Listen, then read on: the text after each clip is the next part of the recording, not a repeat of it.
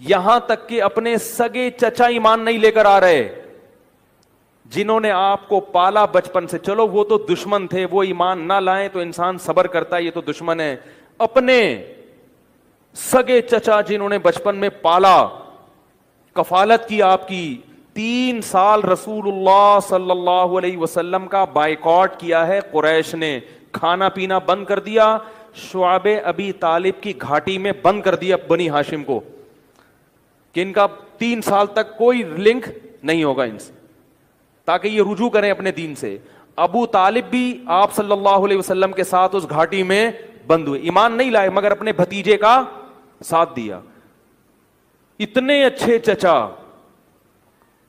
لیکن ایمان نہیں لائے. کیسا نبی کا دل کڑتا ہوگا کہ نہیں ہوگا؟ موت کے وقت آ کے نبی نے کہا کہ ایک دفعہ کلمہ پڑھ لیں تاکہ قیامت کے دن آپ کی بخشش کر سکوں، سفارش کر سکوں، آپ کی اللہ سے بخشش کی دعا کر سکوں. کیسا دل مچلتا ہوگا نا. ابو طالب کو خیال آیا کلمہ پڑھنے کا. قریش کے جو سردار تھے انہوں نے ابو طالب کو دیکھنا شروع کر دیا کہ کلمہ، کتنا غصہ آیا ہوگا نبی کو ان سرداروں پہ کہ میرا چچا جس نے میری اتنی کفالت کی، مجھ سے اتنی محبت کی، آج وہ میرے سامنے جہنم کی آگ میں داخل ہو رہا ہے اور یہ کمبخت کھڑے ہوئے اس کو ورغلا رہے ہیں. مانے ہم تاریخ کے ہر مورخ کی بات، لیکن اگر دشمنی اہل بیت میں نہ لکھے. روایت ایک ہی ہے، ایک ہی روایت. اس کے علاوہ دوسری روایت بابا جی مولا کی عزت قسم حضرت ابو طالب کے معاذ اللہ کفر پہ جو یہ ثابت کرتے ہیں، ایک ہی روایت.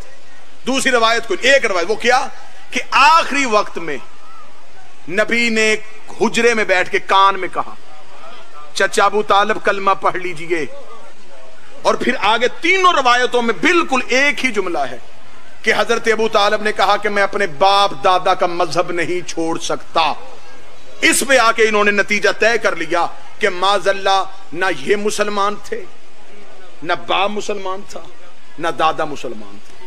3 طرح سے روایتیں ملی، نسائی سے، ابن ماجہ سے، صحیح مسلم سے، صحیح بخاری سے، مشکات سے، ترمذی سے. جتنی مسلمانوں کے نزدیک معتبر کتب ہیں اس میں 3 روایتیں ملی. تینوں روایتیں مختلف صحابیوں سے. اور جب یہ نقل ہوتی ہوتی پیچھے گئی تو تینوں کے تینوں کا سلسلہ عبداللہ ابن عباس سے انہوں نے جوڑ دیا کہ تینوں راویوں نے عبداللہ ابن عباس سے سنا. وہ کہتے ہیں کہ میں نے دیکھا کہ نبی کہہ رہے تھے اور میں دیکھ رہا تھا. تینوں صحابیوں نے عبداللہ ابن عباس سے، نوکر کی محنت اچھی لگے دعا صدا سے وصول کرنی ہے.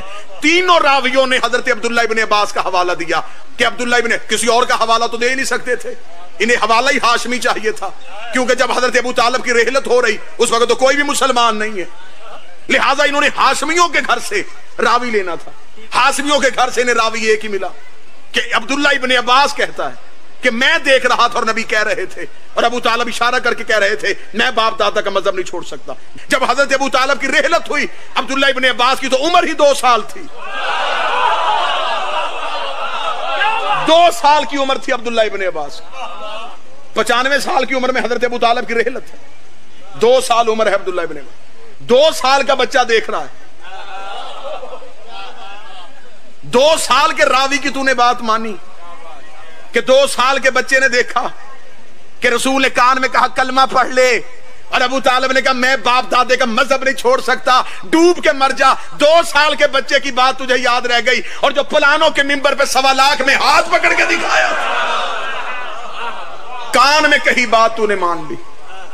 ہاں روایت جو ملی وہ یہ کہ آخری وقت میں رسول نے کہا چچا اپنا عقیدہ انہیں بتا کے جا.